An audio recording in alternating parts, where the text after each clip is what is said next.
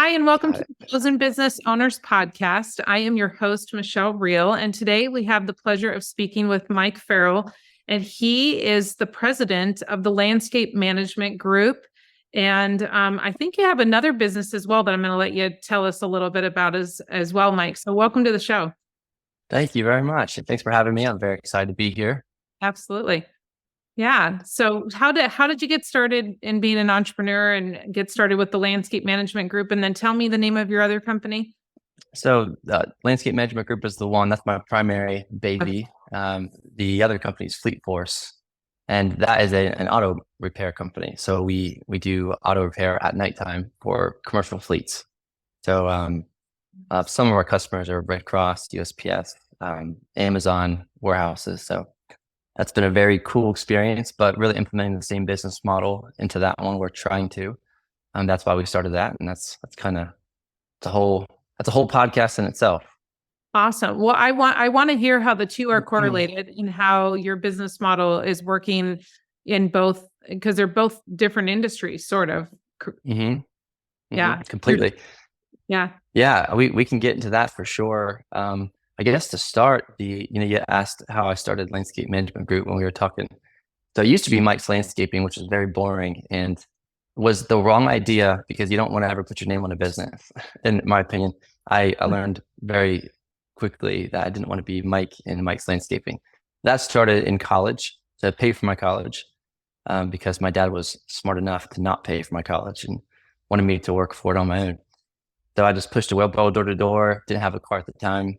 I borrowed my dad's mower, so he did invest in that way, and started mustering up some work around the neighborhood. And one thing led to the next. Did one job in a different city where I was from college. That word spread, and just like the typical landscape company, get started and got pretty invested in it. By year 7, got up to like 20 to 30 employees and really started having a hard time with just the typical industry, people not wanting to come to work, people on drugs, not caring, that the turnover in the industry. And so I really converted it into a management company and started to use subcontractors, but on a very, very close level.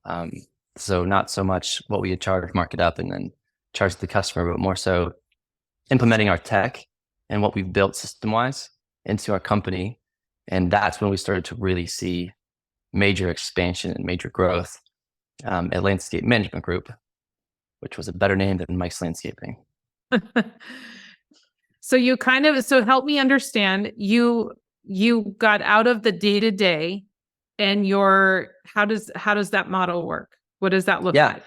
like? As far as the company got out of the day-to-day, Right. the company is very integrated into the day-to-day still. So we've gotten out of the hire an employee, put them in the field, and then Right. track their hours and then pay them on a W-2. What we typically do is we do have employees in-house, but these are all project managers, administrators, account reps, estimators, design people. Um, what we typically do is we'll go design a job, we'll work with the client, we'll sell it. We're getting the inventory for that job and the logistics of the equipment, everything handled. Then we put these jobs and we timeline them out, and they may have multiple components. So we do a lot of residential still, which I wanted to get out of, but it turned out to be a really good market. So they might have you might have a patio, a pergola, pavilion, drainage, irrigation, lighting, landscaping, and so on. So each of these things, there's a very specific skill set. So we pull these subs together and then project manage it, just like we would building a house. And with that company behind it, so we'll assign a project manager and we'll run the thing A to Z. And the only difference is you have different companies, being the hands in the field, but the projects go a lot smoother and they turn over a lot faster. So it's been a really good move for us. I have never heard that concept. I've heard of companies, like if you were still doing the hands-on landscaping like you were initially, subbing out the things that they don't offer. But I've not ever really, I mean, it's kind of then like a builder that works as a contractor and they're the master scheduler of everything. And you're finding, so then maybe are you using multiple subs in the same city to maybe do different projects or? Yeah, absolutely. So we're trying to, when we started to do this, we were trying to build a network of different subs with different skill sets, Right. try to get that complete package. We kind of fell into all this accidentally. It just kind of happened. But the reason we went all subs and not just do the landscaping and sub everything else is because we were making more money just subbing than we were employees. The typical patio, or you know how landscape companies, you guys are a tree service company. Yep. The jobs would just go over budget. We would sell it at X profit, but it would end up at negative profit because the job went 2 weeks too long, not to mention the opportunity cost of Right. losing 2 weeks of work where we could have been cranking up projects. Right. So the components of the project that was subs the electrician or the guy, the tree company. That's actually the first sub we ever had, was a tree company. That was the smoothest part of the job. So we just kind of like, well, let's sub the trees and let's sub this, and we'll do the landscaping. Well, let's sub this, and this, and then we'll just do this part. And then it just turned into, well, let's just do the whole thing. And that's when we really doubled down on subcontracting. And I don't mean to keep ranting here. You just, time out if I'm talking too much, but I'll tell you, probably the things I've learned the most have been the things I wasn't expecting to learn. And the benefits of how we operate business are the things I never tried to accomplish. And one of those things are predetermining our profit margin. So with the typical employee-based company, you're going to go and say, hey, we think this is going to take 200 man hours, but it takes 400. And so, we lost on that revenue or that profit. But with subcontractors, it's like, hey, here's the budget. So we sell the job and we say, here's what we're going to spend. And we buy the materials, which, you may have a fluctuation in material costs or overages or over underestimations. But then the real magic is when you say, here's the labor budget, and that's that. So we have a very accurate forecast of our profit margins on these projects, which has been one of the best things of our business model. So are you well, I don't say just, but are you in Ohio only, or are you elsewhere? So we are in Cincinnati and we're in Dayton now. We did early on when we were doing this, we did try to do a pretty large contract that had a few restaurants in West Virginia, up in Indiana. It didn't work very well. It's not quite as, I may be overselling it. It's not quite as easy as I'm making it sound, but over the years, we've been able to hone this in. And by doing that, we really had to stay focused in just Columbus, but we've been able to expand out. And really the past year or two, we're starting to really reach, and it's happening, I think, seamlessly in comparison to how it used to. There's a lot of opportunity right now. We're gearing up to very massively expand them, I hope. And what does that look like for you when you say expand outside of those states surrounding you, or? Yeah, I think I want to stay Midwest. I don't think that there's a lot of work where we are, even in just, little old Columbus, Ohio. There's all this activity coming in from commercial major, players like Intel and Microsoft and Google. They have 2 locations they're building right now, maybe 3. I mean, there's so much going on here. And then because of that, the residential market is booming. And this was a tough year in comparison to previous years for residentials because the interest rates hiked. But what we found last year was everyone was just taking out second mortgages and spending it on their outdoor oasis because we can all work from home now. So that was a really booming year for us. But still, amidst even high interest rates, because of all the activity going on, there's just such a market out there in the commercial and the residential space, construction and maintenance. So I think we have our hands full kind of wherever we are, but that's my long answer. In short, yes, we are going to expand beyond Ohio to the surrounding states, I'd say.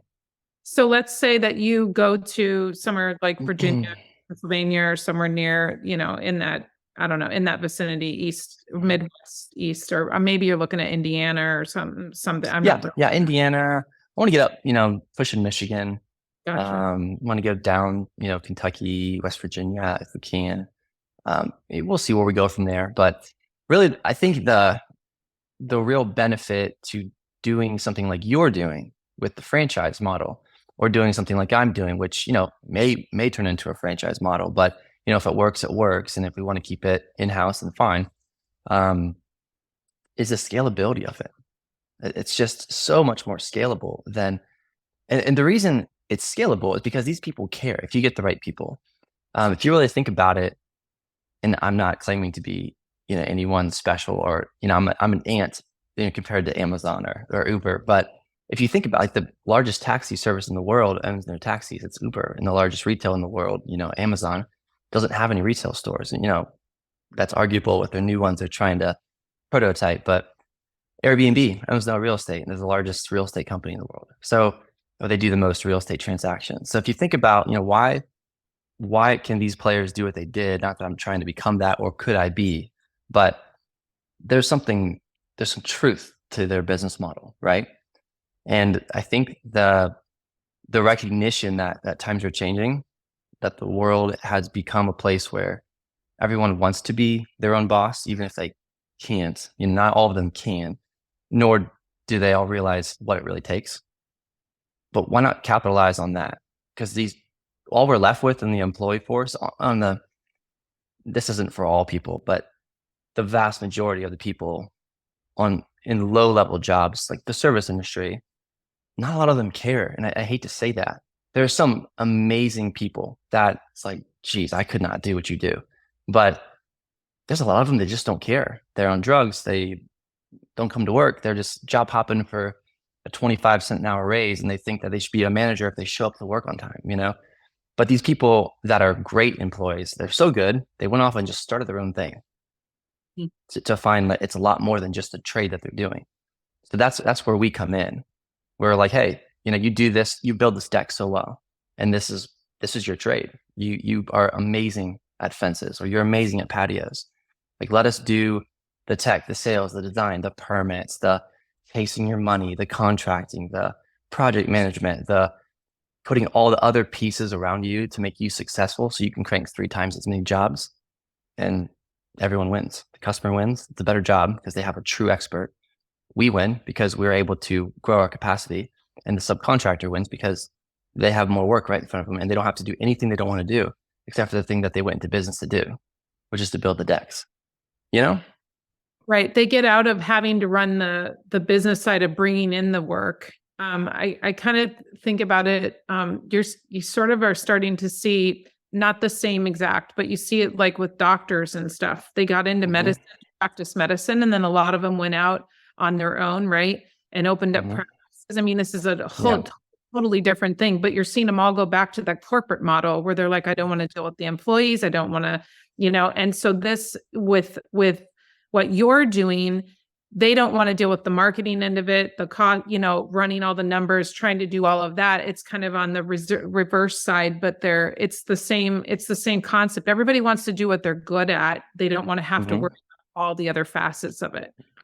Yeah. And, I say all these things in a respectful manner I don't want to lose trust in any of the subs we work with, but at the same time, like, there are some really bad subs, and that just makes us appreciate the good people more, and to really protect, because business is business, but business is personal when you work with people. It is about relationships, and so that's what we're really focused on right now. I can sit here on a podcast and just say, this is easy, and just like Amazon, just sub it and make more money and create scalability in your business. But there's so many facets to doing what we're doing. And it's been incredibly difficult and tedious. And I don't want to discourage anyone from trying it, but if you're not careful, you can really get screwed. And so one of our main strategies has been with that win-win mentality of creating subcontractor dependency, where, we're dependent on them at this point, because if no one wanted to work for us, we would have no workforce, unless we wanted to go back to our old model, which would totally kill all the scale we've been able to build. So when thinking the reverse, we have to create dependency on their end. So that's why we're getting into exploring things like equipment leasing, exploring, and we got to be careful with that, because if you provide equipment, tell them where to be, when to be, how to do it, that's an employee, with the IRS standards. So, giving them the ability to lease equipment easily, to really double and triple down on our systems and the design work. Like we said, we're keeping jobs in front of them. We're paying them sometimes before we get paid, just to keep cash in their pockets. So whatever we can do to make these guys love working with us, not to mention just being good people. Hey, Joe, this job didn't go well, and we know you didn't make money, so here's an extra couple $1,000. Sometimes you got to do that. That's not really protocol, and my accountant would kill me for saying that, publicly. But sometimes you just have to do that to take care of people. It's about relationships, and we're just trying to hone that vision to get that recipe perfect. So when you market, I'm trying to think about how does that look then? What are you marketing to the customer? Are you letting them know that these are other, like for instance, it's landscape management group that bids the job, but then Joe's landscape may show up to do, I don't know, the brick patio, and then somebody else's pool company might show up to do the pool. Like how do you explain that to them? Yeah, that's an excellent question. And that's not always an easy answer. Some people just don't care. I think I found that more and more. At first, I thought it was a really big deal.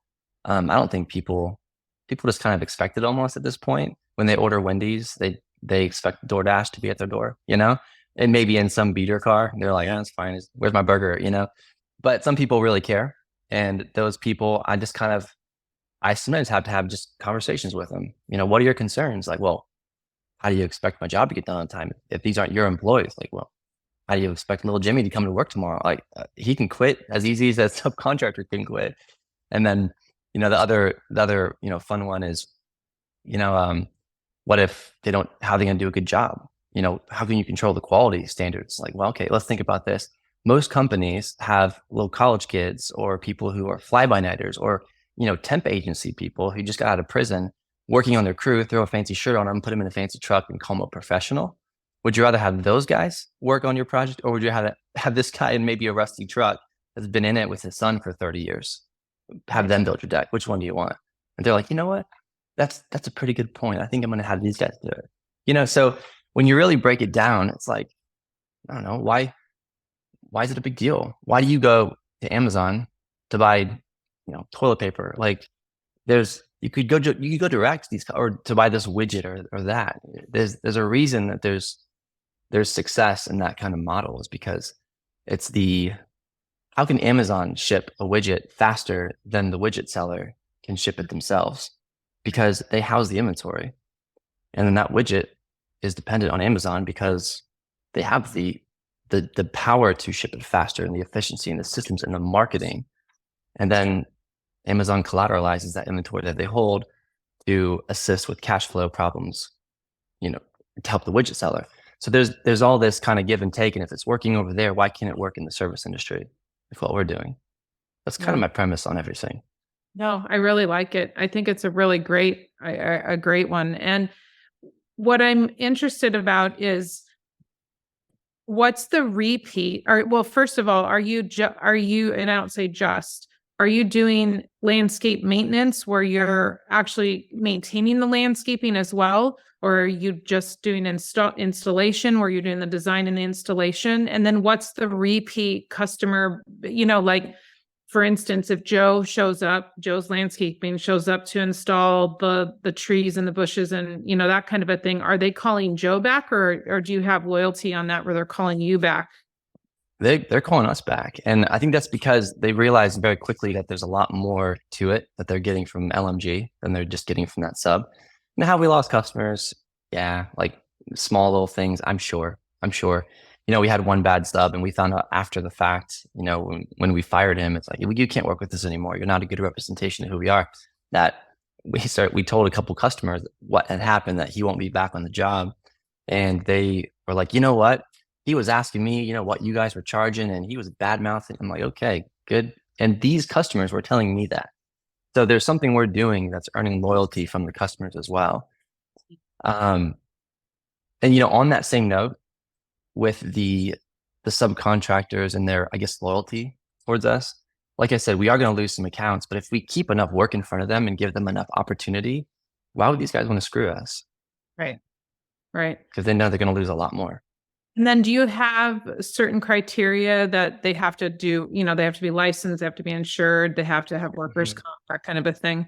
Yeah, yeah, that was one of those hiccups that we realized early on. It's like, you know what? And everyone's not compliant. So, hey, you got to have your W-9 in. You got to make sure, you have insurance on your equipment and just general insurance, and go down the list. Do you have employees? Where's your BWSC? Or however they do it in other states. Um, yeah, we got to keep up on that stuff. There's Nothing's difficult, but when you're trying something different that's not quite the standard, there's always some unexpected things. And so we're just constantly just tweaking and tweaking and tweaking and going into our contract and like, let's change this, let's update this because now, this is a new thing we got to solve. Yeah. And how long have you been running this model? I think truly for like 3 years, but I've been kind of prepping for like 7, I would say, with the tree guy. And that was how the first, this all kind of started. Yeah. Just started get everyone asking me to cut down trees. I'm like, I don't do that. Right. So I started, I found some guy that I like. And I'm like, hey, let me just give you the tree work. And he kept doing them and he was getting excited about it. And so after a while, he's like, now you get a steak dinner or two. I'm like, well, there must be something to this. And so, like, hey, man, if I just give you this work, will you do it for me cheaper? Not what will you charge when you mark it up to the client? Because then they're overpaying. We want to keep the prices the same as the market. The market bears this much price to cut down these trees. So this is what we're going to charge. We need to make money on the difference of his cost and our cost. So that turned into other trades and that kept expanding. And that's how we are where we are now. And how will you manage that moving into new areas? So you're in Ohio, and how, if you go to West Virginia, or then will you hire estimators there to go out and do your estimating there? Or is most of it done online now where people are sending in pictures and TBD on that? I'll get back to you. One of the best things I did, and this is once again, just zigging and zagging with the things that are thrown at you, but I started to do virtual consultations this year. Like me personally, I don't know how it is for trees. This is definitely industry specific, but I've been out to thousands of properties. And after a while, even though it's complex, like, yeah, you want a patio exactly like this. And these are your existing conditions, which absolutely are unique. And we want to implement this landscaping and that lighting, but you have existing this and that. It seems complex, but when you do 1,000, it's like, okay, this is the formula. So doing these things on a virtual, I could kind of have a conversation, pull them up on Google Earth. Hey, text me some pictures. I'm looking at the perspective. Give me as much information as you can. And within 15 minutes, I'm like, okay, you're roughly 10 to 20 for this. You're roughly 5 to 10,000 for this. You're probably 30 to 40,000 for this. They're like, your whole project is, this to this. And they say, what, I'm thinking 75 to 100K. That sounds pretty reasonable. Why don't you come out here and, okay, great. Here are your options. A, you can pay for an on-site consultation because I'm not wasting my time. I say it way nicer than that. B, you can just pay for a design. Like, here's our options. Boom, boom, boom. ABC. You want the standard design, the plus design, or the premium design, and this is going to be refunded towards your project. They see the value. We're marketing ourselves well enough. They know we're legit, and that's not always. I don't mean to sound over ambitious here, but there've been days I've sold multiple, $300 to $900 designs in 15 minutes. right? Yeah. So that's way better than going and wasting 2 hours for an on-site consultation when 3 other guys are following you in another pickup truck, from different companies. So I'm just behind my computer doing those things, which takes a lot of experience to do, but you can do it. But, you could do it. I'm sure you could look at, 90 out of 100 trees and be like, this is probably what it's going to be. Right. Our biggest thing is finding the area you have to drop it and what's around it. And we find with Google Earth, it's not always up to snuff, as far as trees. You get a good visual of the property. But I mean, if it was, I don't know, taking the satellite photo was taken 3 years ago and this tree's gone wild in the last 3 years or died, and we've got other, so Google Earth has been a little bit challenging sometimes, but we have done that. And we did do that during, some of the stuff that's gone over the last several years. We've done more, I would say, of that than we ever did in the past, for sure. Yeah. So question for you on marketing, what kind of marketing are you doing? Are you, to bring in all this business? What's your big driving factors? A mix of things. So I have some pretty big goals, and I realized to do those goals, I need to become a master at marketing, and I'm not anywhere close. So I've been really rethinking everything. As much as I hate it, I gotta get on social. So we have this year, so that's one component. I'll start kind of high level. So with marketing, we have our website, we have our social, we have um, our print, and just our trucks being lettered and whatnot. And then of course word of mouth and those kinds of marketing. So with social, we're trying to be on every platform and diving into what each platform is going to take. So you're going to put out different content for TikTok as you would for Facebook, and different for Instagram as you would for Pinterest, and so on. That's one. The video world is like a sub of that, I think. We are starting to get really strategic on what we're doing. And this probably isn't as important for commercial people, but for residentials, they want to see and they want to know. There is still an element of they want a flashy uniform at their house. There is that element still on the residential side, like really commercial as well. So what we're doing is we're taking content, like after footage of projects we've done with a very professional, great videographer. He's going to edit that together, and out of that just final footage, we can create highlight reels, we can create client testimonials, we can piece up that content into 6 to 10 second segments for specific features of that project, mix and match into how-to videos. And the other parts of video that we're taking are the before videos and then the during videos. So being able to take those 3 things, before, during, and after, which is the professional footage, put them together, we can repurpose that content into whatever. Use that content for the way those socials need their content, TikTok versus Facebook versus Instagram. And then putting a lot into our website, which is a mix of everything. Blogs as well. That's another thing. And are you doing all this yourself? God, no. It would be, no, I mean, I'm doing a little bit of it. I'm definitely the, I don't want to say mastermind, because the team of people I have, they're awesome. Yeah. But I'm kind of spearheading the vision, but then delegating what I need to be delegating. We have a website designer. She's awesome, like incredible. We have a guy we work with from India who's doing the technical videos, and then we have our videographer that I mentioned. He's pretty cool. And then he's like my executive assistant / marketing assistant administrator. We're figuring out his title right now, but he's basically managing the relationships there. So I can just kind of go through him for everything. But that's what we're doing with marketing. That may have been a scatterbrained answer, but that's kind of pretty typical of me anyways. No, that's hopefully good. There's some value there. Lots of value for sure. So going on, you said you're taking the same model and you're moving it to the fleet. How first of all did you get started with that? And then what does that look like? So that company is, I love LMG, but that company is wicked cool. So this was my business partner's idea, who we are partners in that company. I'm 100% LMG. And in 2016, I called him randomly because he was moving out of state.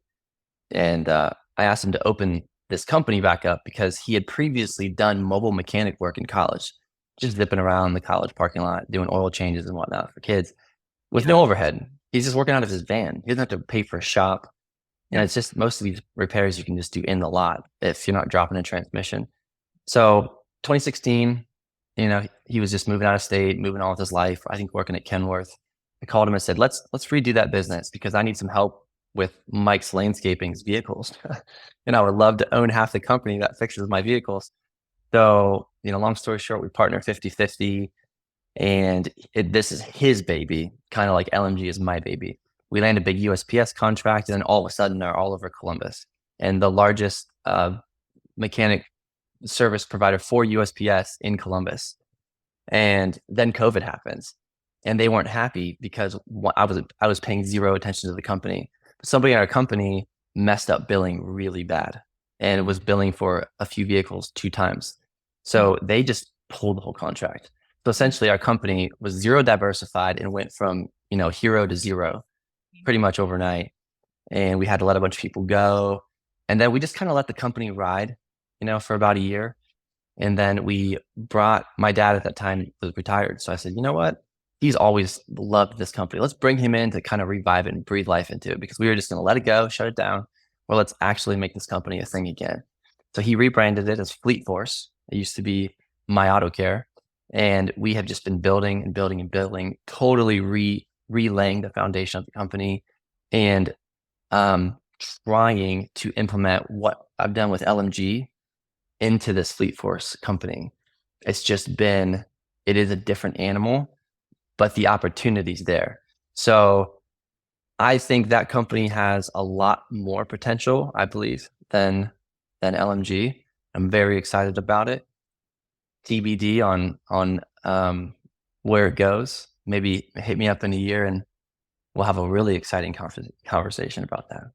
Yeah, no, it sounds really exciting. I like really love what you're doing. I think because it's just so different from what everyone else is, pursuing and doing. And I think you're right. I think you have a lot of potential in what you've got going on. And that the mobile mechanic type thing come to your house. I mean, yesterday the light just went off in the truck that I need oil. I'm like, Yeah. nice is that, right? You just call someone, Yep. say, hey, come on Yep. over, do my oil. Yeah. And It's a wild company. So we don't do a lot of residentials anymore. We used to do a bunch of those, but it was very hard to collect money. So I think the residential market is going to take a lot more tech and a system kind of more like Uber has on an app like that. But the commercial world is a lot different as long as you have contracts in place. But we may charge more, not as much as a dealership, but we may charge more than a typical mechanic shop.